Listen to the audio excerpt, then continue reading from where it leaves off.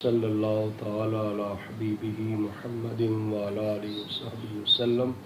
हज़रत सैयदना इमाम बुखारी साहब रहमतुल्लाहि ताला अलैह ने तर्जुमातुल बाब क़ायम फरमाया, बाब दुखूलिल मुशरिक फ़िल मस्जिद, मस्जिद में मुशरिक का आना, मुशरिक का दाखिला होना।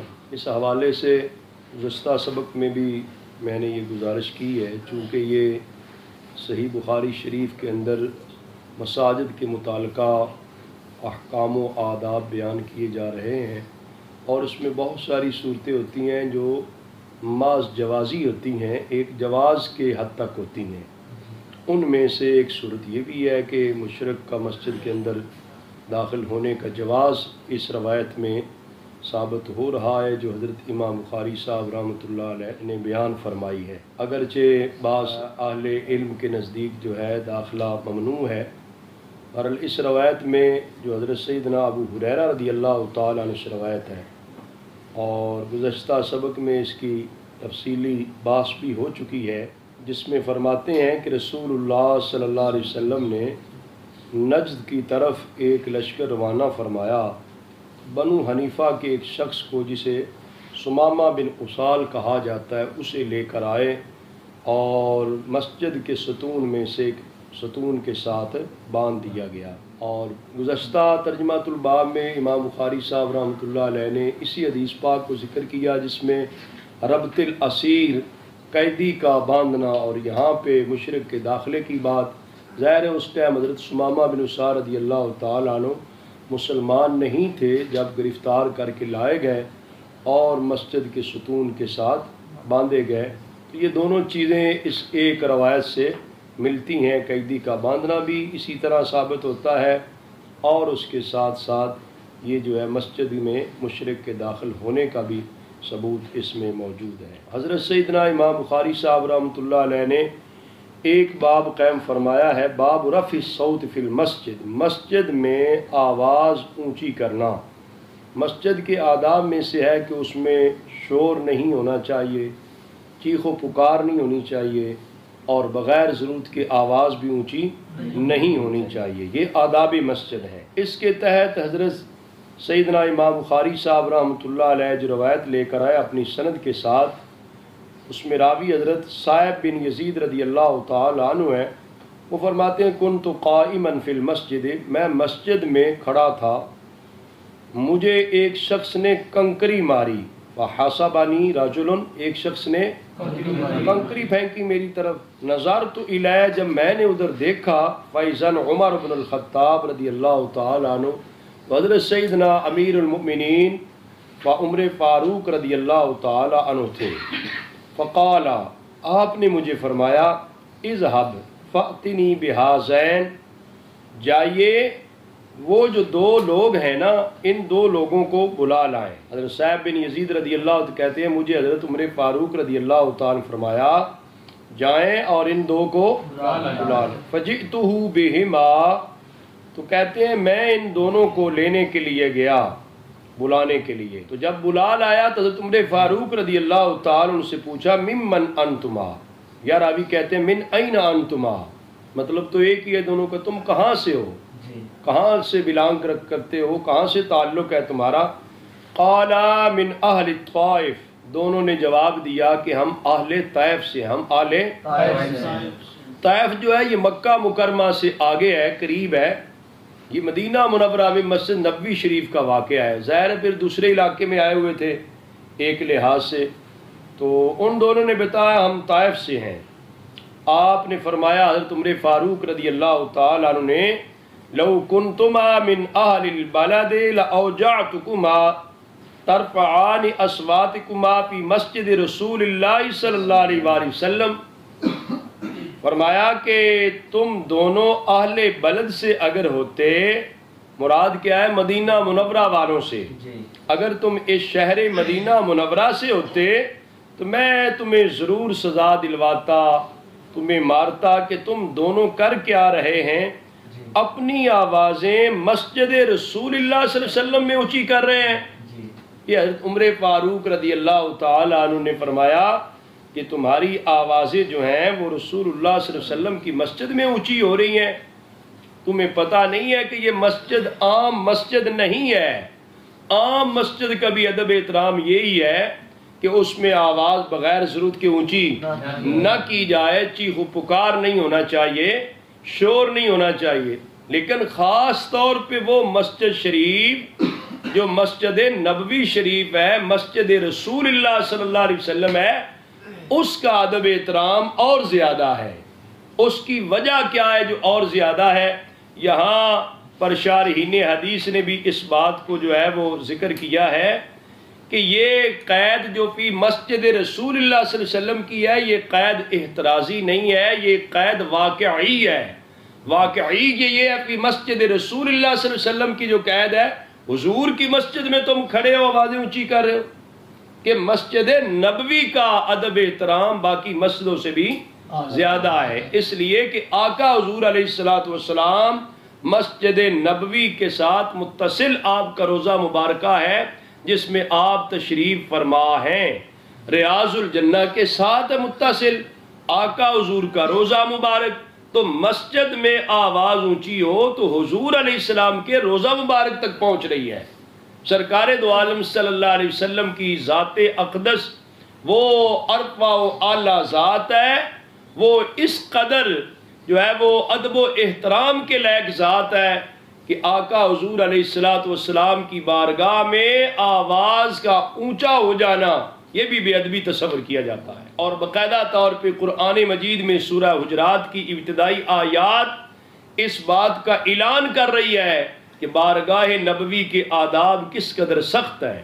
اور سرکار دو عالم صلی اللہ علیہ وسلم کی ظاہری حیات مبارکہ میں جس قدر آداب رسول صلی اللہ علیہ وسلم تھے، آپ کے وصال مبارک کے بعد بھی شارحین حدیث لکھتے ہیں اسی طرح ادب رسول صلی اللہ علیہ وسلم کو مروزے خاطر رکھنا مسلمانوں پہ لازم اور ضروری ہے. آوازیں اونچی نہیں ہو سکتی، آواز اونچی نہیں ہو سکتی. حضرت عمر فاروق رضی اللہ تعالیٰ نے ان لوگوں کو کہا تم دور سے آئے ہو، تم جو ہے نا اس بارگاہ کے مسجد نبوی شریف کے آداب سے آگاہ نہیں تھے، میں تمہیں ایک بار چھوڑ رہا ہوں، ورنہ اگر اس شہر سے ہوتے جاننے والوں میں کوئی آدمی ہوتا تو اس کو میں ضرور سزا بھی دلواتا، اس کو میں مارتا کہ تو حضور کی مسجد میں آواز اونچی کر رہے ہو. تو پتہ چلا کہ حضور علیہ السلام کی بارگاہ میں جس طرح ظاہری حیات مبارکہ میں ادب احترام تھا، بعد از وصال نبوی بھی ادب احترام وہی ہے کہ آواز کا اونچا کرنا ممنوع ہے. اور انسان کے لیے بہت بڑی بد نصیبی ہے اور بہت بڑی معرومی ہے. قرآن مجید نے تو بیان فرمایا یا ایھا الذین آمنوا لا ترفعوا اصواتکم فوق صوت النبی ولا تجہروا له بالقول کجہر بعضکم لبعض ان تحبط اعمالکم وانتم لا تشعرون. اے ایمان والو، اپنی آوازیں بلند نہ کرو. نبی پاک صلی اللہ علیہ وسلم کی بارگاہ کی یہ ادب اللہ نے بیان فرمایا لا تجہروا له بالقول کجہر بعضکم لبعض، جس طرح آپس میں بات چیت کرتے ہو ایسے آواز جاری آواز میں نہ کرو بات. ان تحبط اعمالکم وانتم لا تشعرون. یہ بارگاہ اتنی نازک ترین بارگاہ ہے، اس بارگاہ میں آواز اونچی ہو جائے تو زندگی بھر کا سرمایہ ضائع ہو جاتا ہے.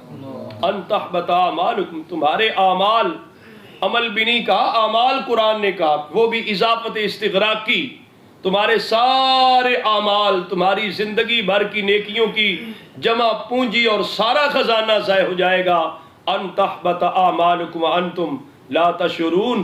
تب بھی صوفیاء کرام بزرگان دین کے بارے کہا جاتا ہے کہ وہ بارگاہ نبوی کا کس قدر ادب اور احترام اور عزت خاطر رکھتے تھے کہ انہوں نے اس بارگاہ کو یہ باقاعدہ طور پہ یہ درجہ دیا ہے کہ یہ بارگاہ جو ہے یہ تو ادب گاہ زیر آسماں از عرش نازک تر، نفس گم کردہ میں آیت جنید و بایزیدی جاں. اتنے بڑے بزرگ سلطان العارفین، خواجہ خواجگان، خواجہ بایزید بستامی صاحب رحمۃ اللہ علیہ جیسی ہستی، اور سید الطائفہ، شیخ الطائفہ خواجہ جنید بغدادی رحمۃ اللہ علیہ جیسی ہستیاں بھی اس بارگاہ میں آتی ہیں تو اپنا سانس بھی روک کے رکھتی ہیں کہ کہیں سانس بھی اونچا ہو جائے تو اس بارگاہ کے ادب کے خلاف نہ چلا جائے.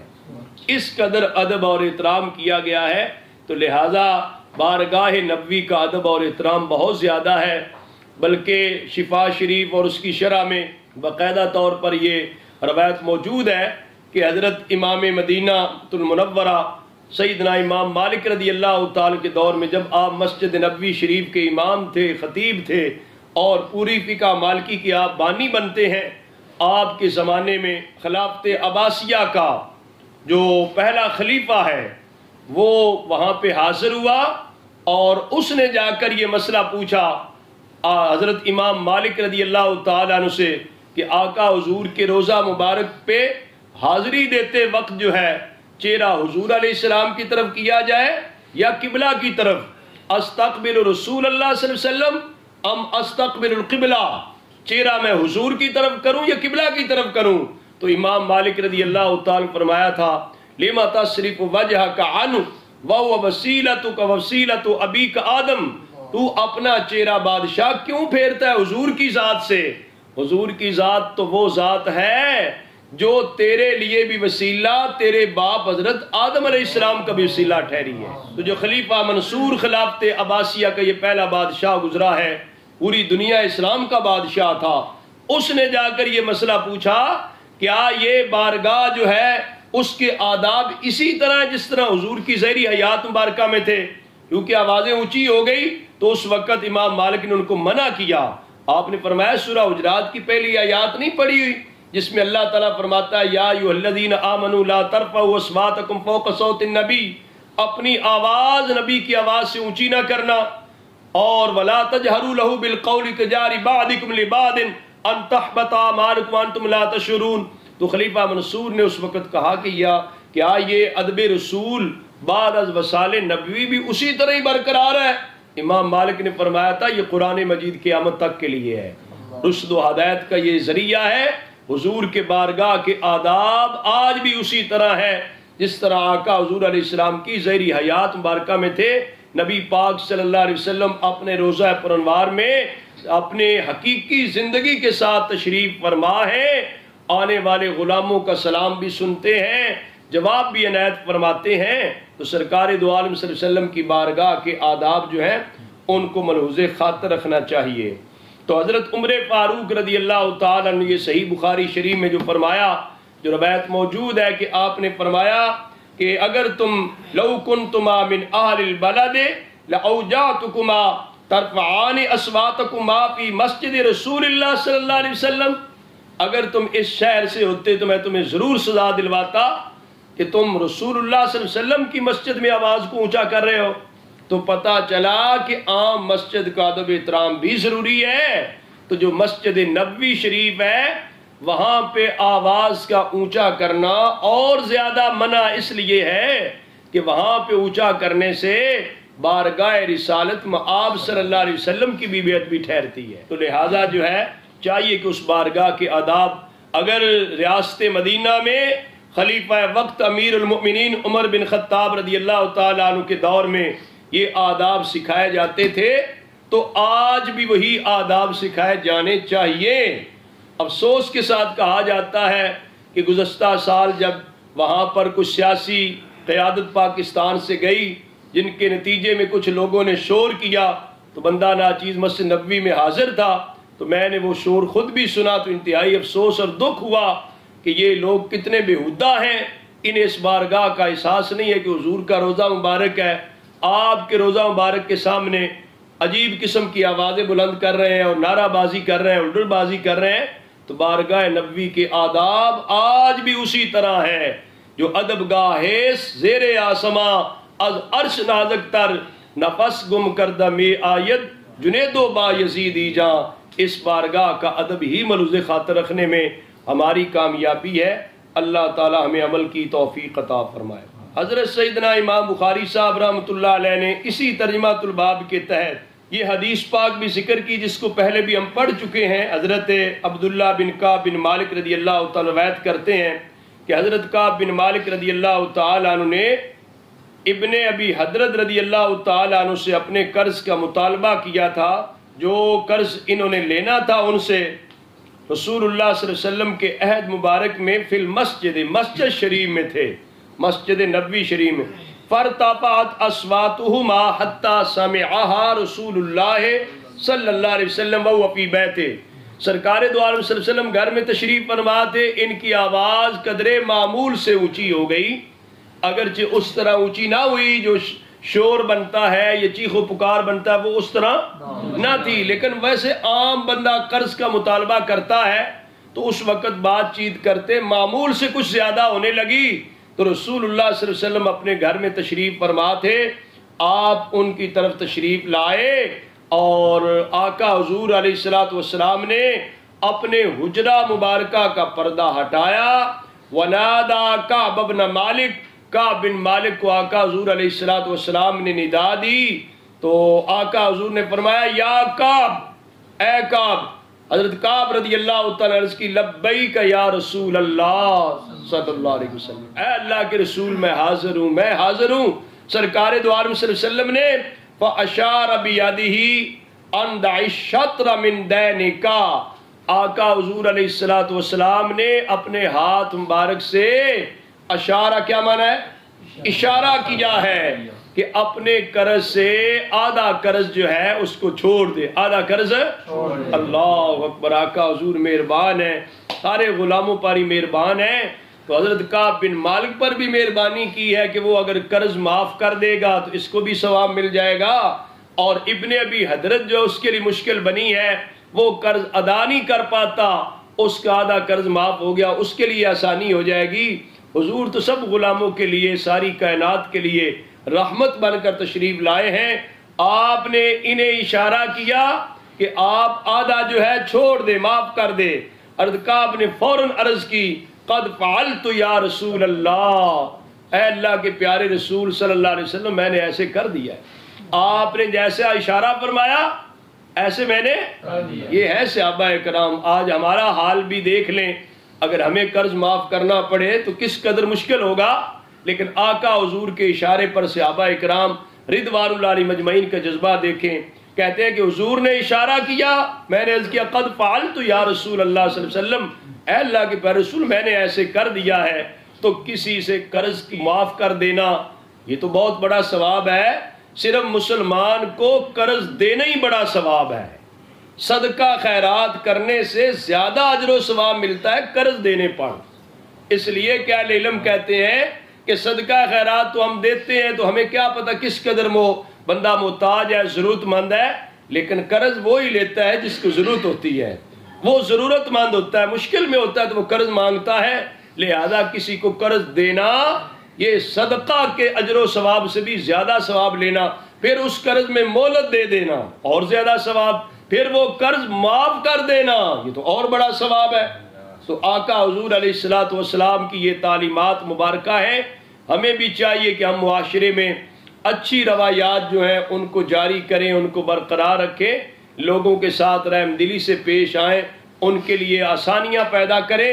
سرکار دو عالم صلی اللہ علیہ وآلہ وسلم نے یوں ہی حکم دیا تو راوی کہتے ہیں حضرت کعب رضی اللہ، مجھے حضور نے اشارہ کیا ہے آدھا چھوڑ دے، معاف کر دے. تو کہتے میں نے عرض کیا کہ حضور میں نے کر دیا ہے. تو رسول اللہ صلی اللہ علیہ وسلم نے ابن ابی حضرت سے کہا قم فقدہ، کہ اٹھئے آپ بقایا جو آدھا رہ گیا وہ تو ادا کر دے. آقا حضور جانتے تھے کہ اس کی آدھے کی ادائیگی کی استطاعت ہے، آدھا ادا کرنا اس کے لیے مشکل ہے، اس کی مشکل بھی آسان کر دی اور کعب بن مالک کو قرض بھی دلوا دیا. یہ سرکار دو عالم صلی اللہ علیہ وسلم کی مہربانی ہے کہ آپ نے دونوں کے لیے جو ہے وہ کمال مہربانی فرمائی جس کے ساتھ دونوں کا مسئلہ حل ہو گیا. تو یہاں پر ترجمہ الباب میں وہی بات تھی جس کو میں نے پہلے عرض کر دیا ہے کہ معمول سے بھی آوازیں کچھ اونچی ہو گئی تو آقا حضور علیہ السلام نے حجرہ مبارکہ کا پردہ اٹھا کر ان کا مسئلہ حل کروا دیا. تو لہذا مسجد نبوی شریف مسجد رسول صلی اللہ علیہ وسلم ہے، اس کا ادب اور احترام بہت زیادہ ہے. حضرت سیدنا امام بخاری صاحب رحمۃ اللہ علیہ نے فرمایا باب الحلق والجلوس فی المسجد، مسجد میں بیٹھنا، مسجد میں حلقے قائم کرنا، درس و تدریس کے حلقے، قرآن مجید پڑھانے کے حلقے، حدیث پاک پڑھنے کے حلقے قائم کرنا، تربیت کے ذکر کے حلقے قائم کرنا مسجد میں، ظاہر مسجد جو ہے اللہ تعالیٰ کے ذکر کے لیے، عبادت اور بندگی کے لیے اور درس و تدریس کے لیے ہوتی ہے، لوگوں کی تبلیغ کے لیے ہوتی ہے، تو یہ علمی حلقے قائم کرنا، تربیتی حلقے قائم کرنا، یہ شرعاً جائز درست بلکہ بہتر ہے، ان میں کسی قسم کی کوئی قباحت نہیں ہے۔ حضرت امام بخاری صاحب رحمۃ اللہ علیہ نے یہ ترجمۃ الباب اس کے تحت جو حدیث پاک لے کر آئے، اس کے راوی حضرت سیدنا عبداللہ بن عمر رضی اللہ تعالیٰ عنہ ہے۔ وہ فرماتے ہیں ایک شخص نے نبی پاک صلی اللہ علیہ وآلہ وسلم سے سوال کیا، وہو علی المنبر، نبی پاک صلی اللہ علیہ وآلہ وسلم ممبر شریف پر جلوہ افروز تھے۔ سرکار دو عالم صلی اللہ علیہ وآلہ وسلم سے یہ سوال کیا اس شخص نے کہ سرکار دو عالم صلی اللہ علیہ وسلم سے پوچھا، ما ترا فی صلاۃ اللیل، صلاۃ اللیل کے بارے میں آپ کی رائے کیا ہے؟ آقا حضور آپ کی کیا رائے مبارک ہے، ہدایت مبارک ہے؟ نبی پاک صلی اللہ علیہ وسلم نے فرمایا، مسنا مسنا، دو دو رکعتیں پڑھنی چاہیے، دو دو رکعتیں، ہاں رات کی نماز، تہجد کی نماز، صلاۃ اللیل جو ہے دو دو رکعتیں رات کو پڑھنی چاہیے۔ فَإِذَا خَشِيَ أَحَدُكُمُ الصُّبْحَ صَلَّى وَاحِدَةً فَأَوْتَرَتْ لَهُ مَا صَلَّى۔ تو حضور علیہ السلام نے فرمایا جب تم میں سے کسی ایک کو یہ خدشہ ہو کہ اب صبح کا ٹائم ہونے والا ہے، فجر طلوع ہونے والی ہے، تو وہ ایک رکعت اور پڑھ لے، ایک رکعت، ہاں وہ ایک رکعت اور پڑھ لے۔ اور حضور نے فرمایا فَأَوْتَرَتْ لَهُ مَا صَلَّى، جو اس نے ایک رکعت اور پڑھے گا دو کے ساتھ ملا کر، وہ ایک دو کو طاق بنا دے گی، وتر بنا دے گی۔ ایک دو کو کیا بنا دے گی؟ ہاں ایک دو کو وتر بنا دے گی۔ ایک کو دو کے ساتھ ملا کے پڑھے گا، ویسے دو دو پڑھتا رہے، لیکن جب سمجھے فجر طلوع ہونے والی ہے، رات کا وقت ختم ہونے والا ہے، تو چونکہ وتر جو ہے تہجد کی نماز کے ساتھ آقا حضور علیہ السلام پڑھا کرتے، تو تہجد کے نوافل جو ہیں ان کے آخر میں حضور وتر پڑھا کرتے، اور حضور نے تعلیم بھی یہی دی کہ اگر ہو سکے تو جو رات کو اٹھ کر تہجد پڑھنے کے عادی ہیں، جن کو پڑھنے پہ استطاعت اور توفیق میسر ہے، ان کے لیے بہتر یہ ہے کہ وہ وتر کی نماز کس وقت پڑھیں؟ تہجد کے نوافل کے آخر میں پڑھیں۔ جب تہجد کے نوافل ادا کرے دو دو پڑھتا جائے، آخر میں جو ہے دو کے ساتھ ایک اور ملا کے تین رکعتیں وتر ادا کر لے۔ یہ سرکار دو عالم صلی اللہ علیہ وآلہ وسلم نے ارشاد فرمایا فَأَوْتَرَتْ، آقا حضور نے فرمایا وہ ایک ایسی پڑھے جو ایک کیا کر دے، ما صلی کو وتر بنا دے، طاق بنا دے۔ دو تھی ما صلی کیا تھی بھئی؟ وہ دو تھی، اب دو کو ایک اور پڑھی گئی تو وہ کیا بنا دے گی؟ ہاں وتر بنا دے گی۔ اگرچہ بعض اہل علم جو ہے شافعیہ حضرات وہ ان کا نقطہ نظر یہ ہے کہ وتر ایک رکعت ہے، لیکن احناف کے نزدیک جو ہے وتر تین رکعتیں ہیں۔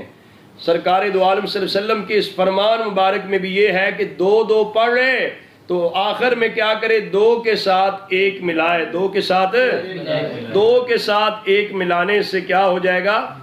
تین رکعتیں ہو جائیں گی۔ اور اس پر اور بھی جو ہے نا احادیث نبویہ موجود ہیں۔ ایک میں حضور نے فرمایا فَأَوْتِرْ بِوَاحِدَةٍ تُوتِرُ لَكَ مَا قَدْ صَلَّيْتَ، ایک کے ساتھ وتر بنا جو ایک اس نماز کو وتر بنا دے گی جو پہلے تو نے ادا کر رہا ہے، یعنی دو دو پڑھ رہا ہے تو دو کے ساتھ ایک ملانے سے کیا ہو جائے گا؟ وتر ہو جائے گی۔ اور بھی بہرحال جو ہے نا اس میں واضح احادیث مبارکہ شرح مار الاثار میں پورا باب آپ لوگوں نے پڑھا ہے۔ آقا حضور علیہ السلام کا ایک فرمان مبارک ہے جس میں آقا حضور علیہ السلام کے بارے میں ابن عباس رضی اللہ عنہ فرماتے ہیں کان رسول اللہ صلی اللہ علیہ وسلم یصلی من اللیل 8 رکعات ویوتر بثلاث، یوترو کہ رسول اللہ صلی اللہ علیہ وسلم رات کو 8 رکعتیں ادا فرماتے اور 3 وتر اور آقا حضور علیہ السلام کے بارے میں ابی بن کعب رضی اللہ عنہ کہتے ہیں ان رسول اللہ صلی اللہ علیہ وسلم کان یوتر بثلاث رکعات، کہ نبی پاک صلی اللہ علیہ وسلم وتر 3 رکعتیں ادا کرتے تھے۔ اور یوں ہی جو ہے وہ ابن ماجہ کی روایت ہے تو جس کے اندر حضرت عبداللہ بن عمر اور عبداللہ بن عباس رضی اللہ عنہ دونوں سے جو ہے سوال کیا گیا رسول اللہ صلی اللہ علیہ وسلم کی نماز کے بارے میں. دونوں نے کہا رات کی نماز 13 رکعتیں، فرمایا 8 رکعتیں رات کو پڑھے، وَيُوتِرُ بِثَلَاثٍ اور 3 وتر پڑھے اور 3 اور عبداللہ بن مسعود رضی اللہ عنہ کی روایت میں یہ بھی ہے رسول اللہ صلی اللہ علیہ وسلم نے فرمایا وتر اللیل ثلاث کوتر النہار صلاۃ المغرب. نبی پاک صلی اللہ علیہ وسلم نے فرمایا رات کے وتر 3 رکعتیں ہیں جس طرح دن کے وتر یعنی مغرب کی نماز 3 رکھتے ہیں. جس طرح مغرب کی نماز ہے، مغرب کی رکعتوں پر سب کا اتفاق ہے کہ مغرب کی نماز فرض 3 رکعتیں ہیں، تو وتر بھی اور بھی. بہرحال یہاں عمدۃ القاری شرح صحیح بخاری کے اندر بھی دلائل موجود ہے کہ وتر جو ہے وہ 3 رکھتے ہیں. تو حضور علیہ الصلوۃ والسلام نافع صاحب کہتے ہیں یہ انہ کان یقولو فرماتے تھے ابن عمر صاحب اجعلوا آخر صلاتکم باللیل وترا، رات کی آخری نماز تمہاری وتر ہو، اور رات کی آخری نماز تمہاری فإن النبی صلی اللہ علیہ وآلہ وسلم امر بے، کیونکہ نبی پاک صلی اللہ علیہ وسلم نے ایسے ہی حکم ارشاد فرمایا ہے. تو جن لوگوں کو بیٹا اٹھنے پہ توفیق میسر ہو کہ پچھلے پہر رات کے اٹھ سکتے ہیں، ان کو چاہیے کہ وہ نوافل ادا کر کے آخر میں وتر پڑھے. جن لوگوں کے لیے یہ ہو کہ وہ اٹھنا مشکل ہے تو ان کے لیے بہتر کیا ہے وہ وتر پڑھ کے سوئیں. کہیں ایسے نہ ہو کہ وہ اگر آنکھ نہ کھلے تو وتر جو ہے وہ قضا نہ ہو جائیں، ان کو وقت پر پڑھ لیا جائے. حضرت سیدنا امام بخاری صاحب رحمۃ اللہ علیہ نے کسی باب میں ایک یہ روایت بھی بیان فرمائی جو حضرت عبداللہ بن عمر رضی اللہ عنہما نے عبید اللہ بن عبداللہ لوگوں کو حدیث بیان کی تھی کہ ایک آدمی نے نبی پاک صلی اللہ علیہ وسلم کو ندا کی وہو فی المسجد، جب کہ وہ مسجد میں تھے. تو یہ بھی ایک روایت مسجد میں ندا دینا. بہرحال پہلے میں مسئلہ عرض کر چکا کہ چیخ و پکار کرنا شور کرنا تو منع ہے، تاہم آواز ضرورت کے تحت اونچی ہو سکتی ہے لیکن ضرورت کے بغیر اونچی نہ ہو اور معمول سے بھی زیادہ اونچی نہ ہو. اس کے تحت ایک روایت لے کر آئے حضرت ابو واقد لیثی رضی اللہ تعالیٰ عنہ کی.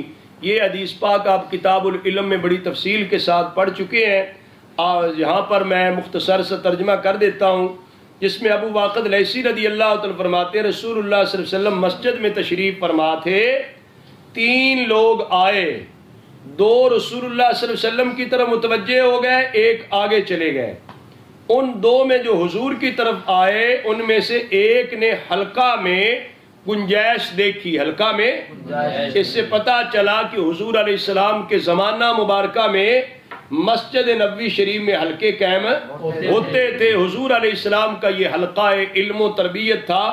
تو آقا حضور علیہ السلام کے حلقے میں ان 2 لوگوں میں سے ایک نے جگہ اور گنجائش پائی، فجلس وہ بیٹھ گئے. وَأَمَّا الْآخَرُ فَجَلَسَ خَلْفَهُمْ، دوسرے جو تھے ان کو حلقے میں جگہ تو نہ ملی اور حلقے کے پیچھے جگہ تھی تو وہ پیچھے ہی ساتھ بیٹھ کے. اسی حدیث پاک سے سیٹنگ پلان کا بھی ثبوت ملتا ہے کہ کلاس کے ماحول میں بیٹھنے کی بھی ترتیب خاص ہونی چاہیے جس سے استاد جو ہے وہ سب کو دیکھ بھی رہا ہو اور وہ اسٹوڈنٹ استاد کو دیکھ رہے ہیں. بات جو ہے وہ سنی سنائی جا رہی ہے، سمجھی جا رہی ہے. آج کے دور میں تو آن لائن کلاسز اور عجیب آگے چیزیں پیدا ہو گئی ہیں جن سے وہ برکتیں نہیں مل سکتی جو براہ راست استاد کے سامنے زانوِ تلمس طے کیا جاتا تھا. تو بہرحال یہ ہے کہ ان 2 لوگوں کو آقا حضور کی مجلس مبارک میں حاضری کا شرف حاصل ہوا. ایک کو حلقہ میں جگہ مل گئی اور دوسرے کو حلقے میں جگہ تو نہ ملی، وہ پیچھے ہی بیٹھ گئے. تو وہ عمل آخر اور جو تیسرے تھے فَأَدْبَرَ ذَاهِبًا، وہ آگے گزر گئے، وہ حضور علیہ السلام کے حلقہ مبارکہ کی طرف آئی نہیں ہے نا، آگے چلے گئے. تو رسول اللہ صلی اللہ علیہ وسلم جب فارغ ہوئے تو نبی پاک صلی اللہ علیہ وسلم نے فرمایا الا اخبرکم عن النفر الثلاثہ، ان 3 لوگوں کے بارے میں تمہیں نہ خبر دوں؟ آقا حضور نے پھر خبر دی. آپ نے فرمایا ان میں سے ایک تو ایسے ہیں فآوى الى اللہ فآواه اللہ، اللہ کی پناہ میں آئے اللہ نے انہیں پناہ دے دیے. اللہ کی پناہ میں آئے اللہ نے انہیں، بظاہر تو حضور کی پناہ میں آئے تھے، مجلس تو حضور کی تھی پتہ چلا جو حضور کی بارگاہ میں آ جائے وہ پناہ خدا میں آ جاتا ہے۔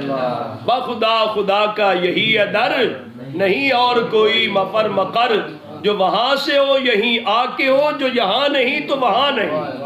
اعلیٰ حضرت عظیم البرکت امام شاہ احمد رضا بریلوی رحمۃ اللہ علیہ نے اسی حقیقت کو بیان کرتے ہوئے فرمایا تھا کہ در رسول ہی در خدا ہے، رب تک پہنچنے کا بہترین اعلیٰ ترین اگر یہ کہا جائے تو حق بجانب ہر لحاظ سے ہے، آقا حضور سے بڑا اور کوئی دروازہ رب نے بنائی ہی نہیں ہے۔ الطرق کلھا مسدودہ، سارے راستے بند ہیں رب تک پہنچنے کے، ایک راستہ ہے جو کھلا ہے، وہ راستہ وہی ہے جو مدینہ منورہ کا راستہ ہے، آقا حضور کی ذات کا راستہ ہے۔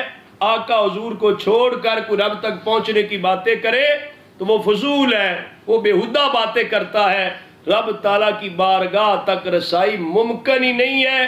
ذات رسول صلی اللہ علیہ وسلم کو معاذ اللہ نظر انداز کر کے آقا حضور کو چھوڑ کر جو پہنچنے کی باتیں کرے گا وہ ساری غلط ہے، ٹوٹلی غلط ہے۔ رب تعالیٰ نے قرآن مجید میں فرمایا قل ان کنتم تحبون اللہ فاتبعونی یحببکم اللہ ویغفر لکم ذنوبکم واللہ غفور رحیم۔ رب تعالیٰ نے قرآن مجید میں فرمایا ہے پیارے آپ یہ فرما دیجئے اگر تم اللہ سے محبت کرتے ہو تو میری اتباع کرو، غلامی میری میں آ جاؤ، میری غلامی میں آ جاؤ گے تو ملے گا کیا؟ یحببکم اللہ، پہلے تمہارا دعویٰ ہے رب سے محبت کا، اب وہ دعویٰ بھی قبول ہو جائے گا، اب ساتھ انعام کے طور پہ یہ سرٹیفکیٹ بھی مل جائے گا کہ اب تمہارا رب بھی تمہارے ساتھ محبت کرتا ہے۔ وَيَغْفِرْ لَكُمْ ذُنُوبَكُمْ، اتباع رسول کی برکت سے اللہ تعالیٰ تمہارے گزشتہ گناہوں کو معاف کر دے گا۔ بہرحال در رسول ہی در خدا ہے، اس سے بڑا اور کوئی وسیلہ ذریعہ ذات رسول سے بڑھ کر کوئی وسیلہ نہیں ہے جو رب تعالیٰ کی ذات تک پہنچائے۔ انبیاء اور رسول علیہ السلام بھی سارے وسیلہ بنے، سارے ذریعہ بنے رب تعالیٰ کی معرفت اور پہچان کے، رب تعالیٰ تک رسائی کے، اور ان انبیاء اور رسل میں بھی سب سے اعلیٰ ترین ذات رسول اکرم صلی اللہ علیہ وسلم کی ہے۔ تو لہٰذا جو ہے نا آقا حضور تک جو پہنچ جائے، حضور نے خود ارشاد فرمایا کہ ایک شخص ان میں ایسا ہے فآویٰ الی اللہ فآویٰہ اللہ، اس نے اللہ کی پناہ لی ہے، اللہ نے اسے پناہ دے دی ہے۔ جو حضور کی مجلس میں بیٹھ گیا اسے رب کی پناہ حاصل ہوگی، وہ ملجائے ماوا میں چلا گیا ہے، وہ ملجائے حضور کی ذات جو ہے نا وہ ملجائے ماوا ذات ہے۔ وَأَمَّا الْآخَرُ، جو دوسرا ساتھ آیا فَاسْتَحْيَا، وہ کلاس کے اندر اس طرح تو نہ بیٹھ سکا لیکن کلاس کا بھی حیا کیا ہے، احترام کیا ہے۔ آقا حضور نے فرمایا اس نے میری مجلس مبارک کا حیا کیا، اللہ تعالیٰ نے اس سے حیا فرما دیا ہے، اس کے لیے بھی سرٹیفکیٹ دے دیا ہے۔